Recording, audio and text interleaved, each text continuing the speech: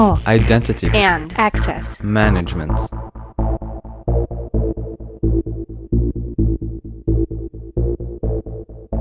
Welcome to the Identity at the Center podcast. I am Jeff, and that's Jim. Hey, Jim.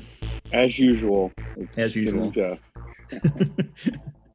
Well, Jeff, we're the mainstays here. Yes, and I'm still coronavirus free. How about you? I think so too. I mean, at this point, who knows? But That's true. I feel fine, and I guess that's the most important thing. I'm still, for the most part, relatively isolated. We just started to open up things here in the Chicago area on Friday, so I finally was able to go to get a haircut on Saturday morning. I was there bright and early, and so that's looking a lot better. But most restaurants and stuff are still kind of cautiously opening up with outdoor dining, and then now with the current situation with protesters and things like that, that has thrown a little bit of a wrinkle out there too, but for a good cause. So I'm willing. Are you ready to get back to business travel? I don't know. I've gotten really lazy over the last few months, so I don't mind staying at home at this point. But yeah, I like to travel for the most part. I think as long as I feel like it's safe, right, and as sanitary, I guess, as flights can be at this point. Right.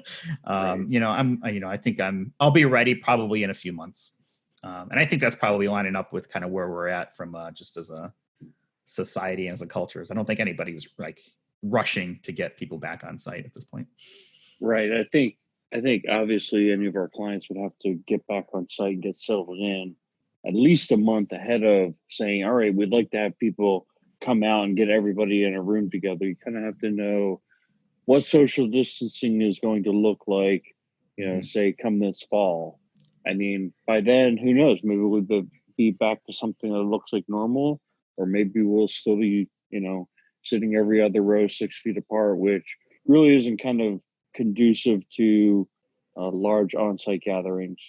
Yeah, and if people are wearing masks, it's kind of hard to understand people, and I think we're okay. I'm okay with staying home until we get some more data and science behind it, as far as trying to get things under control, whether it's vaccine or just understanding how to diagnose it faster, or whatever it may be.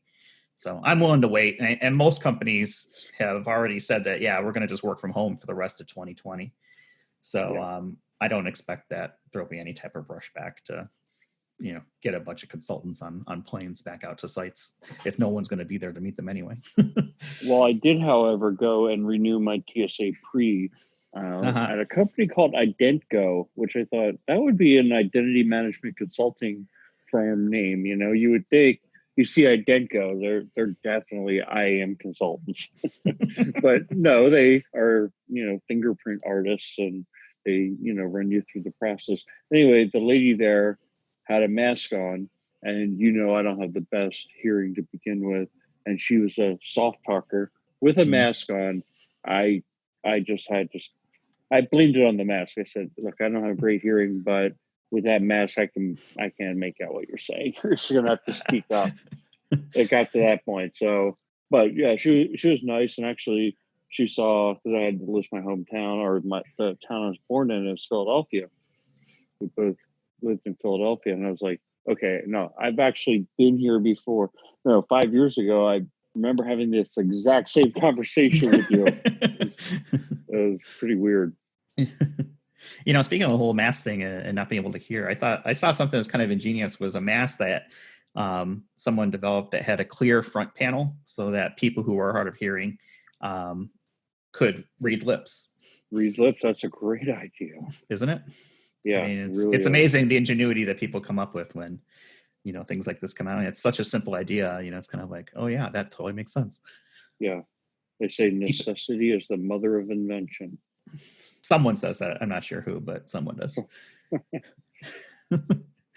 So what do we want to talk about this week? I was thinking something along the lines of like IAM Program Drivers and Requirements. How does that sound?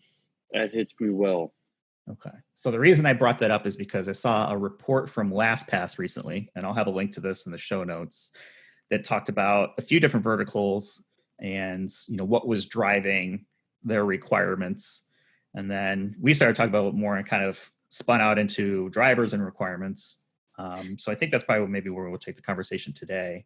But before we get to that, just a public service announcement. By the time you're listening to this, Identiverse will have started because it starts on Monday, June 8th, and we're recording this on Thursday, June 4th. So that's actively going on.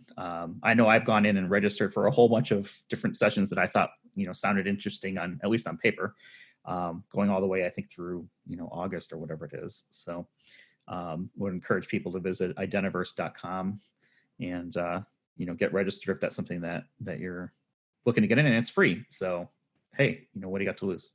Now, Jeff, do you know if there are any kind of upper limits on some of these sessions in terms of how many people attend?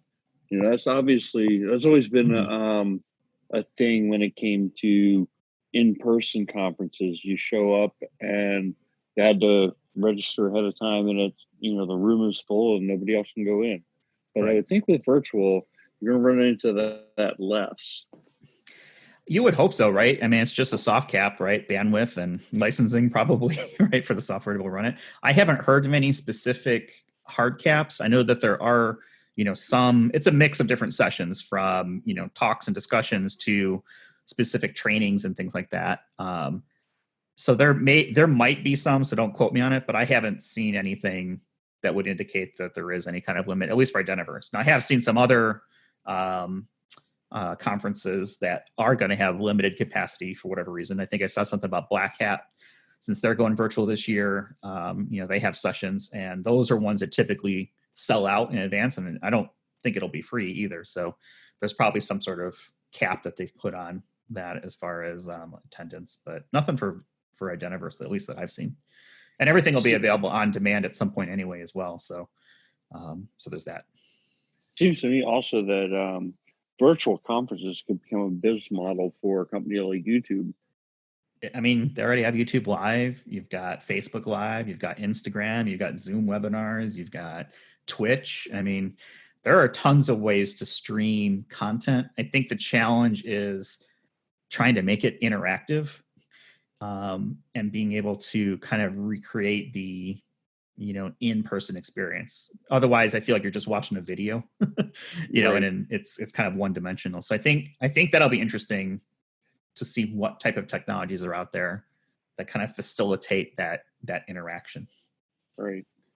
Yeah, I think probably most folks are looking at this as like, this is a 1-year kind of event. I saw a funny meme that was, Back to the Future. I forget what the doctor's name is, and Michael J. Fox. And he said, whatever you do, don't go back to 2020.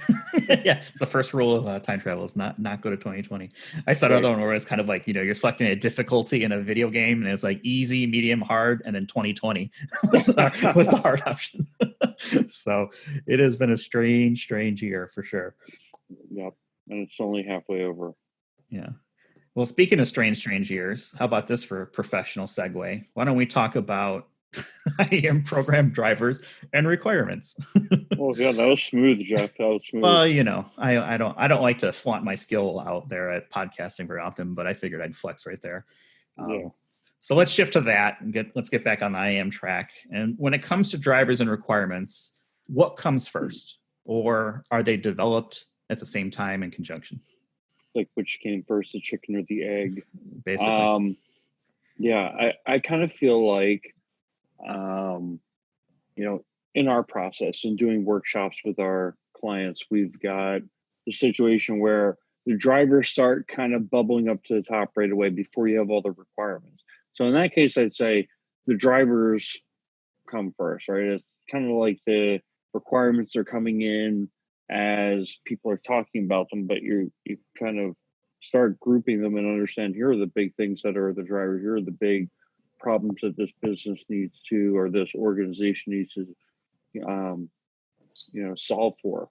At the same time, then you go into requirements. At the same time, what I was going to say is that at the end, you wind up revisiting all those drivers, and in that way, the requirements are driving what the driver should be. Let me give an example. So you may come up with a driver that is, you need to Mm-hmm. have single sign-on, or one user account per person or something like that. And you're like, okay, that's it. And then you start, as you get through and start accumulating additional requirements, you realize, okay, that driver should be more broad or stated differently. So in that way, the requirements come before the final drivers. Yeah, I agree with that. I feel like it gets intermixed quite a bit. There's a lot of statements that are made that are requirements, and like I said, you bundle them up into a bucket, and those buckets in my mind are the drivers, right? So So, hey, you know here's my what? professional segue then. So a Okay. lot of the requirements are going to come from different groups within the business, and they may state things differently. So you may meet with one group and you're thinking, okay, the drivers are security, security, security. And you meet with another group and you realize the drivers are user experience, or managing risk, or whatever it is. And so the drivers keep adapting to those requirements. And that kind of brings you back to that requirements document. Look at you, a real go-getter there. So maybe we should start with requirements then. Maybe we can talk a little bit briefly about that LastPass report. They commissioned a company called Vance and Bourne to put together some thoughts around this and survey. They looked at three verticals: finance, IT, and media, media companies, I should say. They found that finance was focused on reducing risk and integrating their IAM infrastructure, and IT was focused more on security benefits, as well as things like MFA. But I'd argue MFA is probably the same thing as security benefit, but I'm not sure why they just put the distinction there between the two. And then on the media company side, they were focused more on security, obviously, but also automating ways to manage user access, because they have quite a few different partners that we may be generating content, uploading content, editing, those sorts of things. So it was an interesting look at, some of the requirements that were being brought to the table by those different areas. And I think you put something up that was really important, is that, different groups are going to have different requirements and different drivers, because it's very rare to find, one person or one team that knows everything about everything in an organization, right? Typically, you've got a security team, you've got a marketing team, you've got maybe, something along the lines of like IT, right? Infrastructure, and they're typically focused on, one or two of those things, not everything as a complete picture. Absolutely. It's kind of interesting. I was thinking about these three groups that were kind of the focal point for this report. And when I think about finance and kind of meetings I've had with finance groups over my career, they're very focused on separation of duties. And it's, assuming that when people get into the system, that they have limited ability to commit fraud kind of within the finance systems. Kind of, I think their assumption is that IT is going to secure the perimeter. IT is going to make sure that people who log in are now authenticated and are legitimate. But now that they're in, we have to make sure that they only have the right access to these systems, where if they were to commit fraud, it would be caught, and that we have processes to prevent that. Well, IT knows that the expectation from groups like finance is that they are going to guard the perimeter. They're going to make sure that the credentials are strong enough that when someone leaves the organization, their access is getting shut off. Those things don't happen on their own. So IT has to make sure that those things happen. They also have to make sure that, like some of the hacks that we talked about before, that the organization doesn't fall prey to those. And then the third group, that was mentioned in this report, they're really talking about the media industry, but just thinking of like media groups within organizations, some of the media organizations that we've worked with over time, they're worried about, intellectual property and information that could get out and become a PR nightmare for the organization, like Sony had when all those their emails got hacked. And it's not just media organizations, but it's organizations that are high profile. Sports leagues, for example, they see what happened with Sony and they want to make sure that that doesn't happen to their organization. So it's not that even those organizations don't care about, security, or they don't care about that fraud angle. They do, But if you're kind of to put together these archetypes, if you will, these are the areas that they're focused on because they assume other folks are focused on the other areas. That was kind of one of the things that was ruminating in my mind. Yeah, I mean that makes sense. I mean, there's so many different ways to skin the cat, and everyone's going to have their, their whatever they're most important in. That's the thing they're going to fight on. And unfortunately, all too often, see too much that the business throws things over the IT wall and says, "Here, you deal with it." And sometimes things get done really well, and sometimes they don't. And it's usually because there isn't really good governance and control around, who's responsible for what.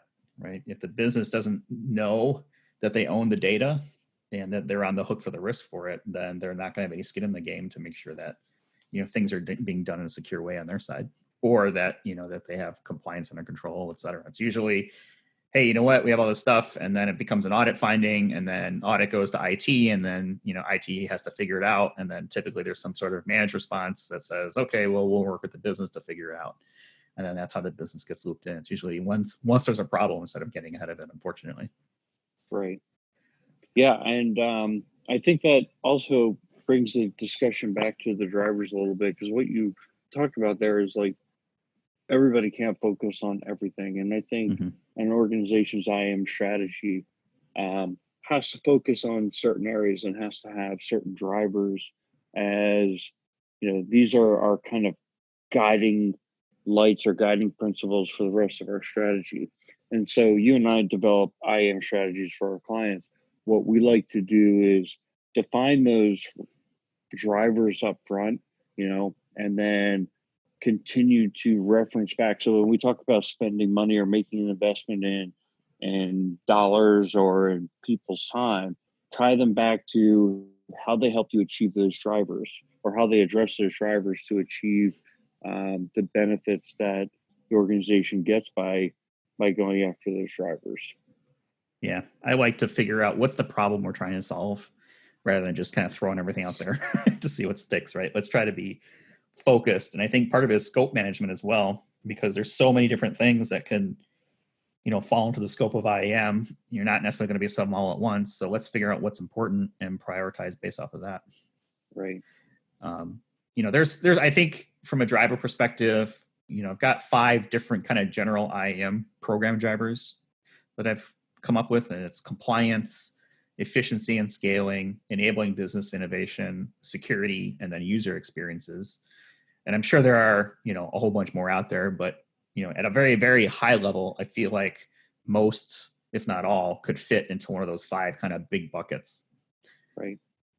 I'm with you. I came up with my list independent of you. I had those same 5. And then one I would add to that was enabling a key initiative. So something like a digital transformation.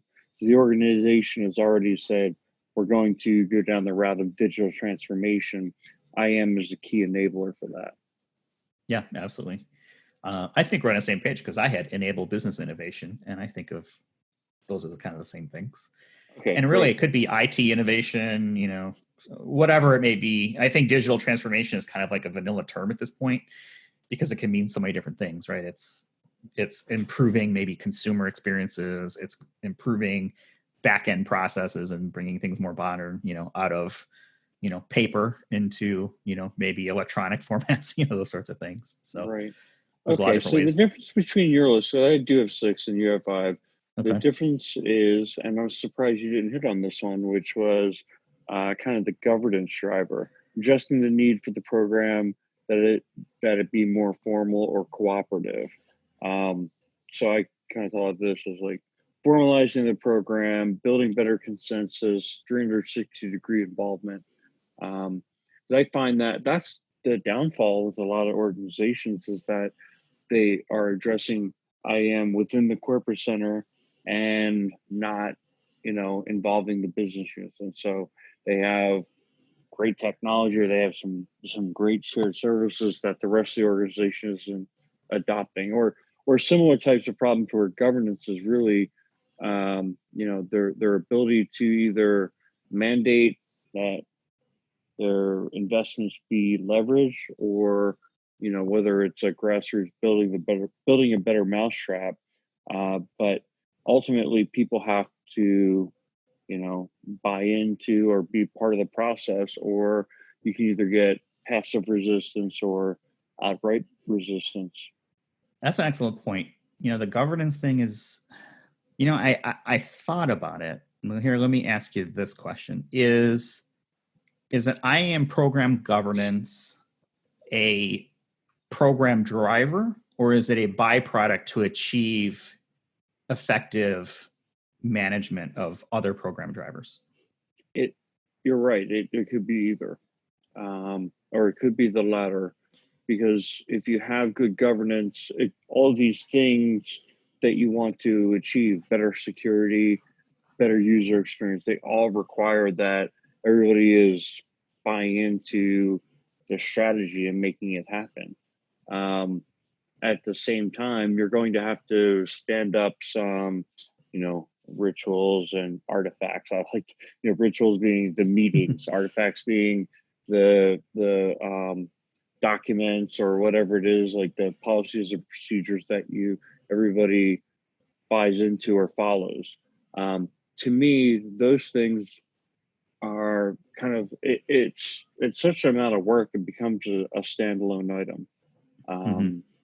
And I think what some organizations, this isn't all organizations, but some organizations, you either have kind of infighting, or you have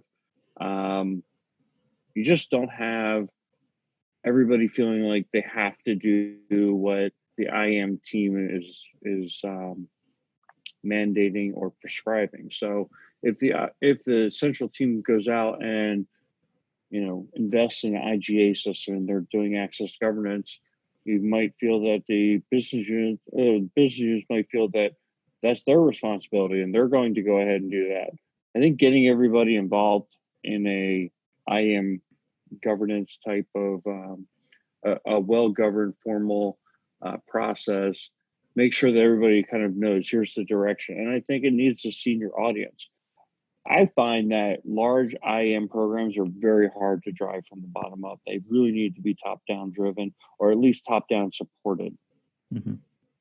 Yeah, I think the key part through all that is developing a good RACI, right? Knowing who's responsible, accountable, et cetera, for what. Make sure that everyone's operating on the same plan and sort of structure, right? Chain of command. And I think it's really important that there is only one A, right? The person accountable or team accountable for a given task. Because if you have too many A's, then you get into this, decision making, and how many votes does it take to break the tie, right?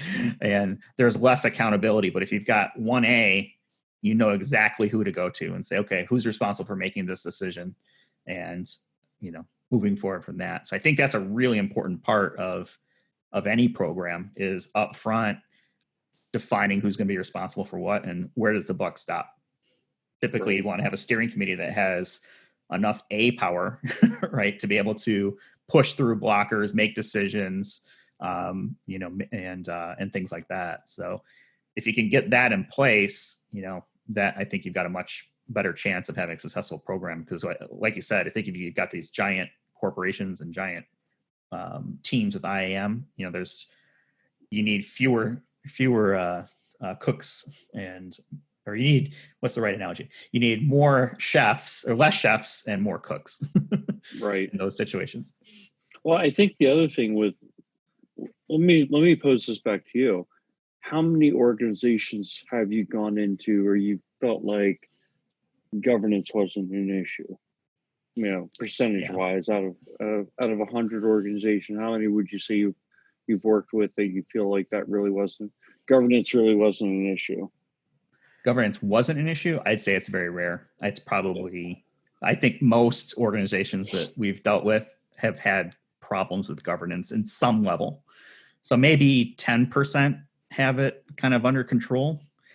The rest have it, the 90% of the organizations have some issue with governance. It could be, they don't actually have a program, or no one knows who owns it, or there aren't any policies or procedures, or, the team that's there doesn't have enough juice to be able to enforce anything right within the organization. So it's a pretty, it sounds like a bad number, right? 90% of organizations don't have good governance, but I view it more in the lines of a whole bunch of different issues that combine rather than just being plain bad, right? You can have an awesome, IAM program manager, but if that person doesn't have the authority to do anything or have, the appropriate, people or budget, that person's not going to be successful there regardless. Exactly. And I think it's probably the most common one that we see is things just aren't done very formally. They're still meeting. Like all of a sudden they got all these people onto the call.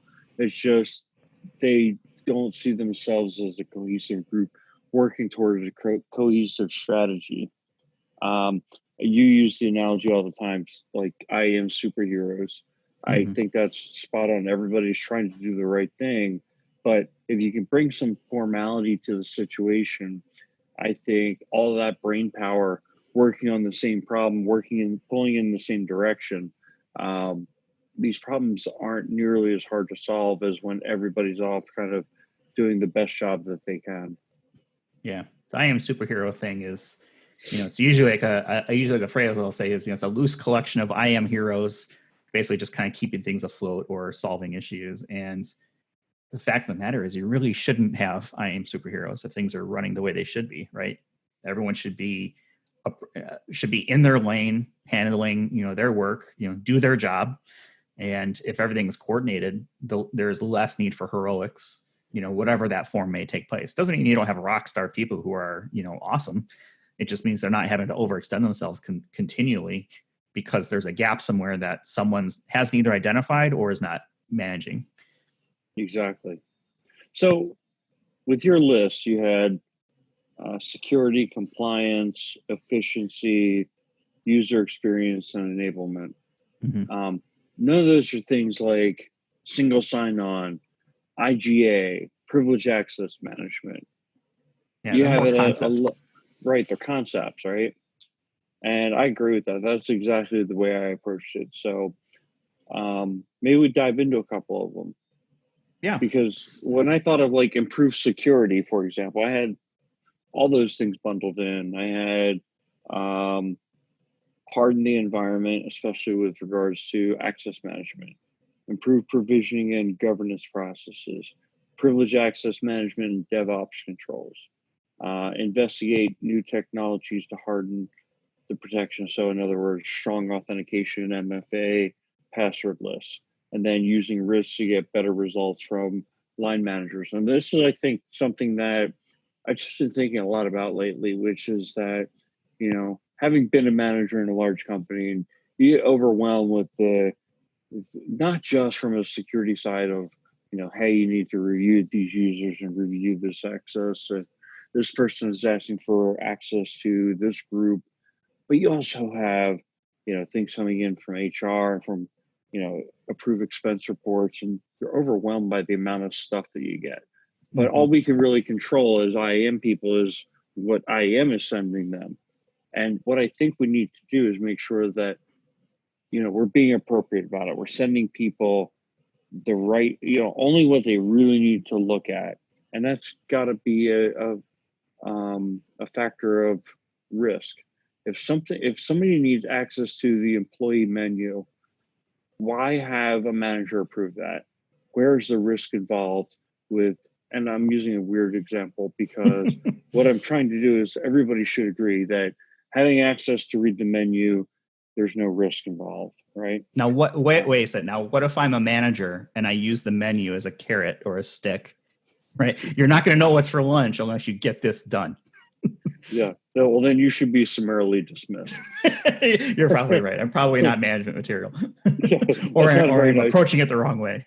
Or you're just not a very nice person. But yeah. So I feel, and then on, we use the access approval example. We're probably going to be able to use risk less to have people not review things, but when it comes to reviewing access that has already been granted, like you definitely want to use risk as a factor there rather than have somebody review 500 access grants that somebody has.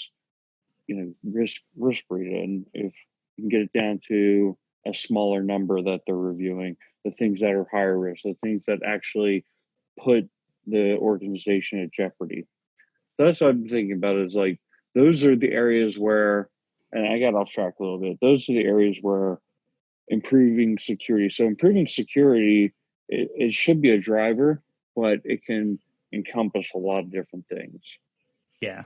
And I think, just to go back to your access review as an example, right? I think there's been sometimes historically a knee-jerk reaction that, like, oh yeah, review all the things. And then it's like, okay, why?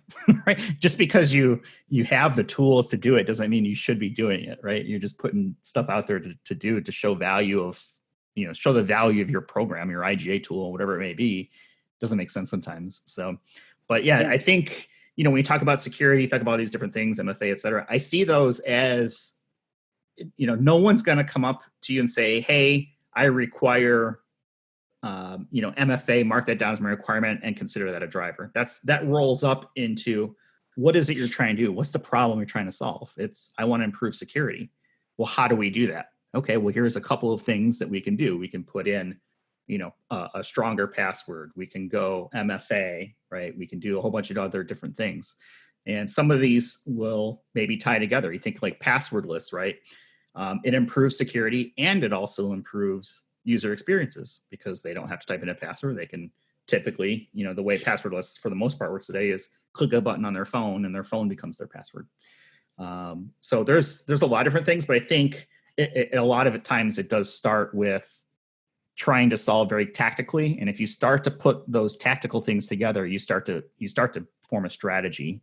And that's where those drivers come in handy, is being able to articulate what is it we're trying to do. Because if you walk, we had a call today, right, with one of our customers, and we have project managers, and they're not technical, and at least this one wasn't, and didn't understand what MFA was and MDM and all this other stuff.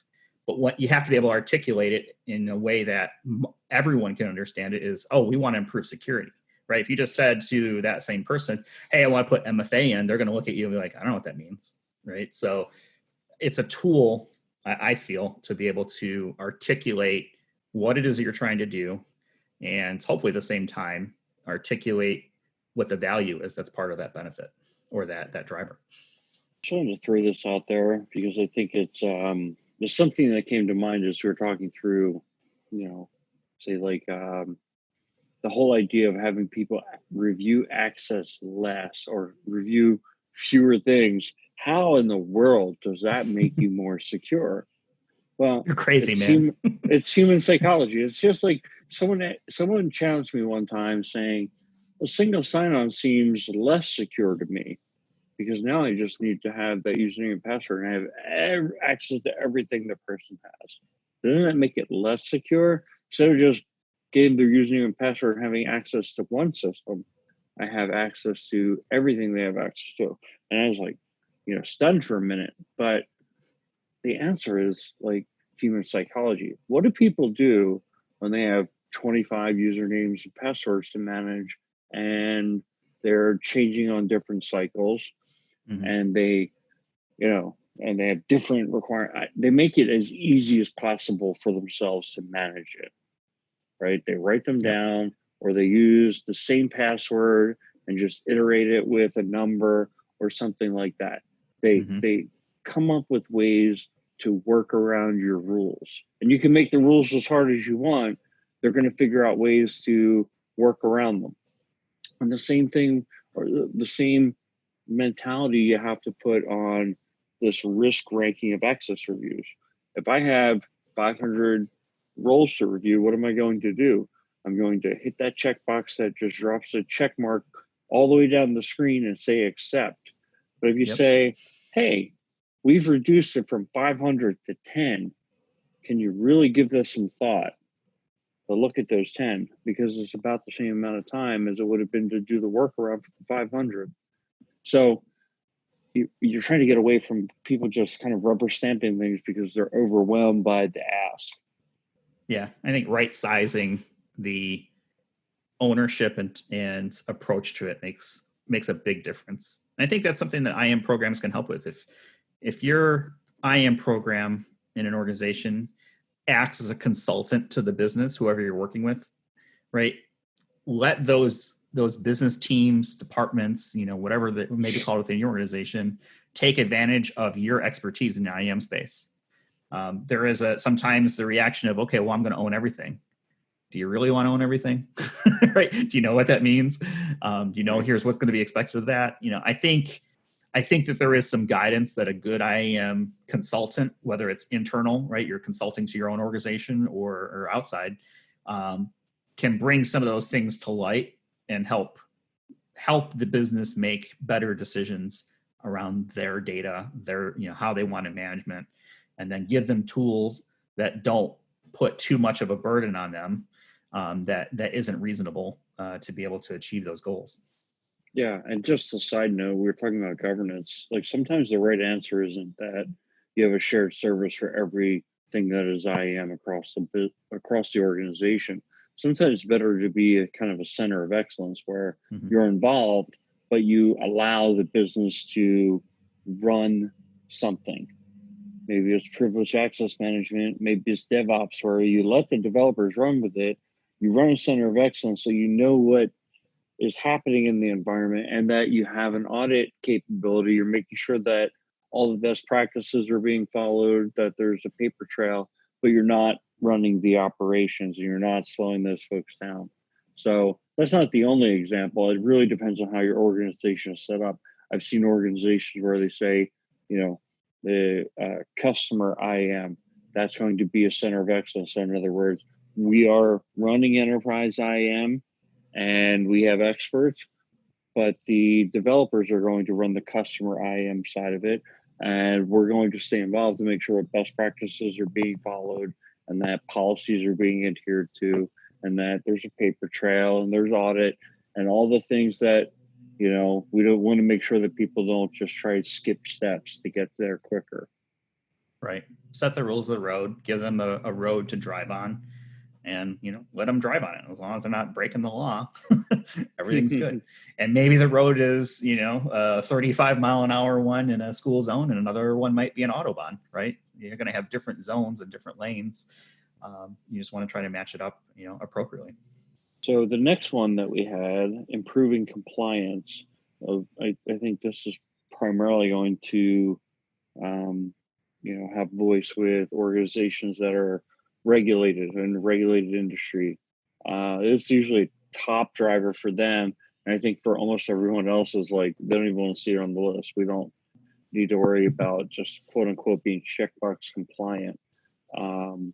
And improving controls, especially if they have known weaknesses or if they've had audit issues in the past, is going to be something that leadership is very keenly aware of and wants to make sure that you're going after and that this is a focus of the program. Thoughts there? Yeah, I mean, compliance, these are kind of known rules that you have to abide by, right? Whatever it may be. If it's something that's regulation, HIPAA, SOX, NERC, SIP, things like that, GDPR. So, and you may have on top of that then additional audit controls internally, but for the most part, they're mapping back to what is the bare minimum that we have to adhere to. Yeah, security and compliance are quite different. And I think if you're in an organization that has to be compliant and you've historically maybe been non-compliant, I think it's going to be clearly one that you'll want to include, but you also may want to include being more secure. I kind of feel like drivers should be ideally 3 drivers, maybe 4, but you don't want to have 10 different drivers for your, you should be able to, they should flow off the tongue. I had one client I worked with, their drivers were simplify, secure, and mandate. And I was like, I worked with that client 4 years ago, but I don't think I'll ever forget those 3. And it was just, and then you could take the strategy and you could fit it into those buckets. Simplify was really around the user experience. The user experience was awful.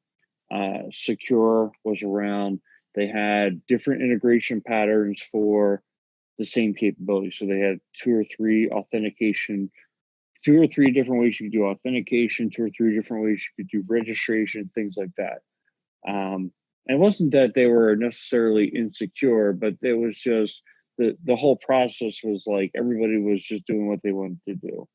And then mandate was, even when they tried to get people to move all onto one of the integration patterns, they found that, you know, people didn't have to listen. They were like, we're the business and you're just infrastructure, you're just IT. And the tone from the top had to be set to, you know, this is important. This is what we're going to do. This is essentially became a digital transformation initiative. How dare they? Just IT? Come on. I mean, anybody who's been in IT for most of their career has felt that way one time or another. Yeah, I got nothing to add on. I mean, you hit it all right there. I do have one thing to add, and I think is I like to keep it simple.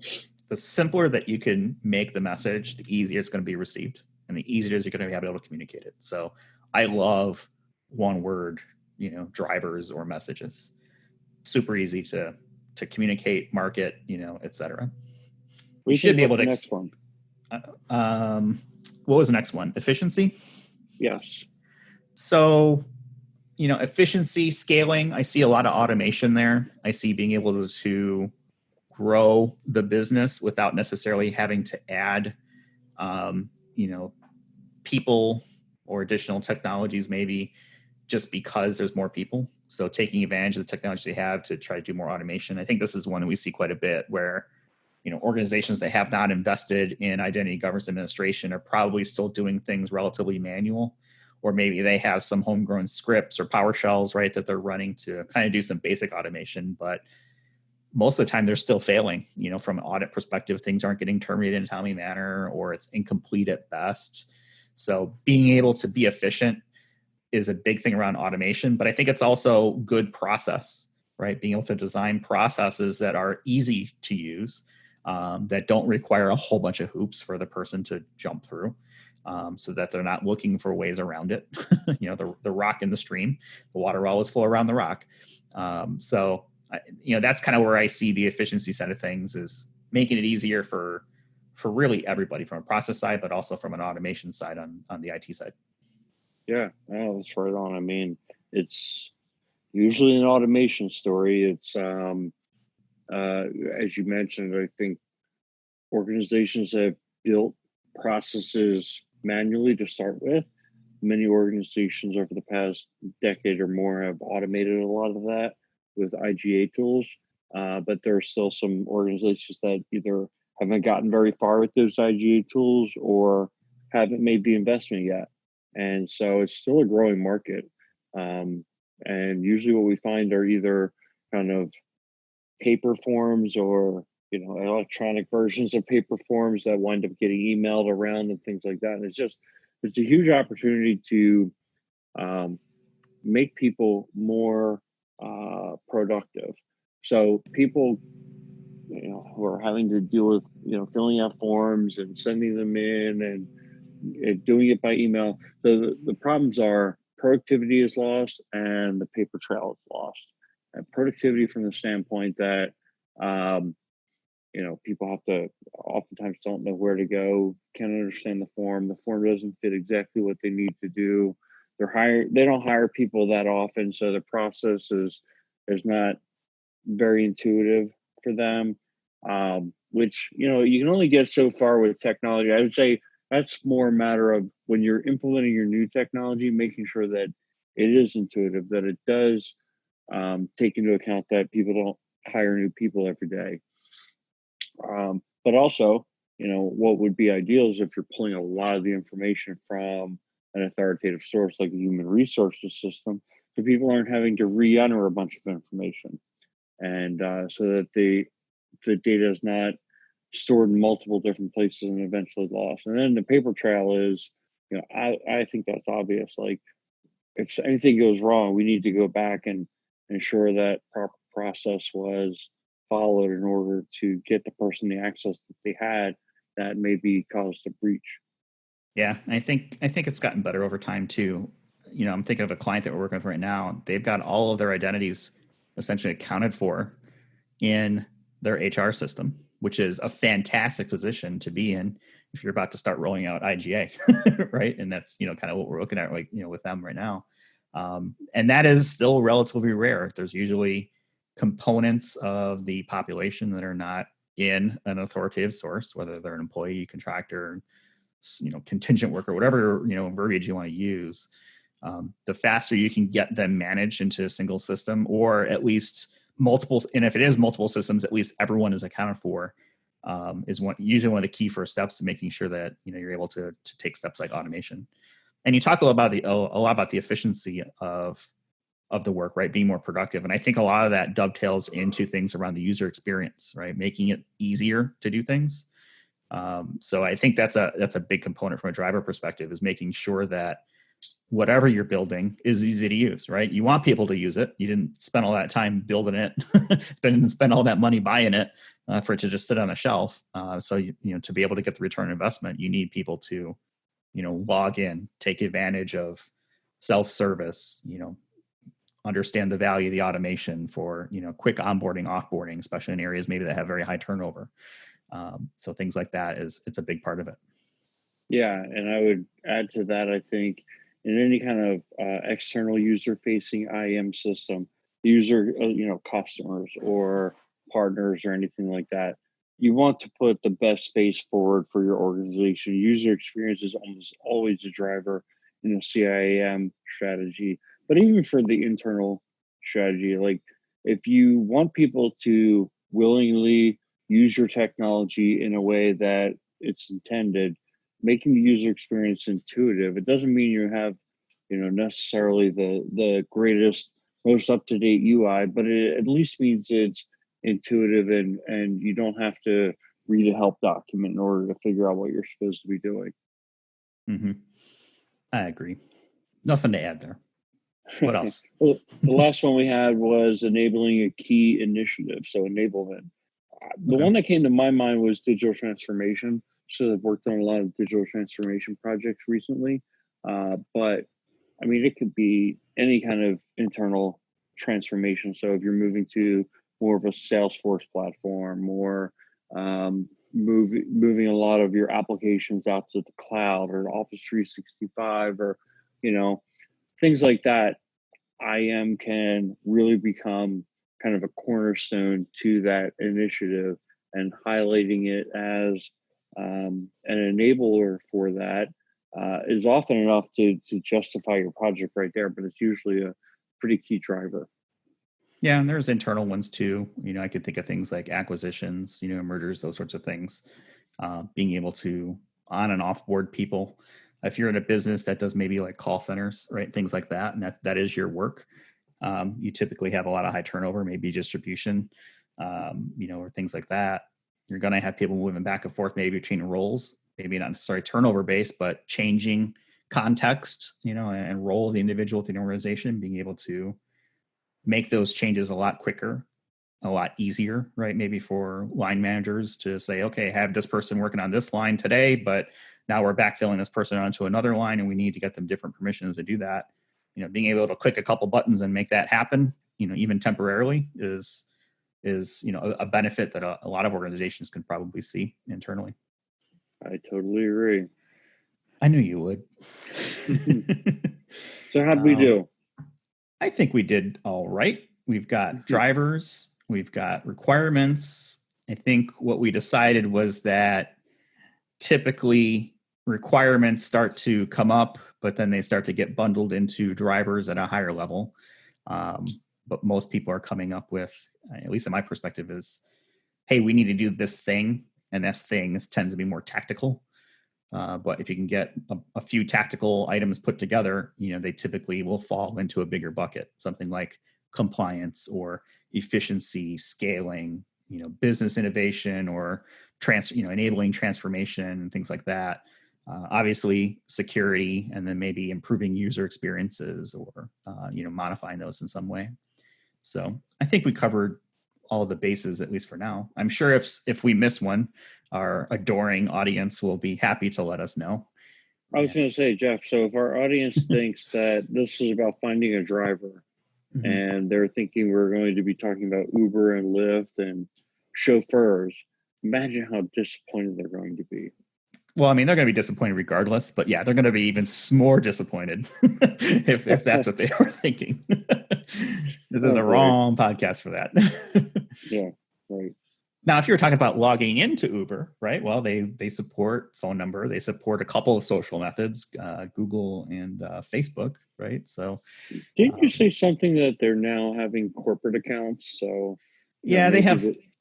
I don't know exactly how it works, but they do have like corporate Uber accounts that you can set up. And I don't know if it's just tied, to an individual or if they're doing something behind the scenes where it's kind of like a shared account type thing. But I know that it's kind of popular in the city where, teams or companies may have like a shared Uber account where if they're bringing people in and out all the time, it's like, hey, instead of getting a cab, it's essentially, hey, let me call you an Uber, right, to get you to your next spot or whatever it may be. I like it. But I'm no expert on it. Research that a little bit more. Getting an Ubers? I'll wait for that. All right, I'll be your expert. You could be the guinea pig on that one for me. Let me know how that goes. All right. Well, I think we'll call it there for this week. Appreciate everyone listening. If you'd want to connect with Jim and I, you can find us on LinkedIn. I'll put our profiles in the show notes. And thanks for everyone who sends connection invites. Get those quite a bit. And then you can also reach us at questions@identityatthecenter.com. And we'll go ahead and leave it there. Hope everyone stays safe and healthy. And we'll talk with you all in the next one.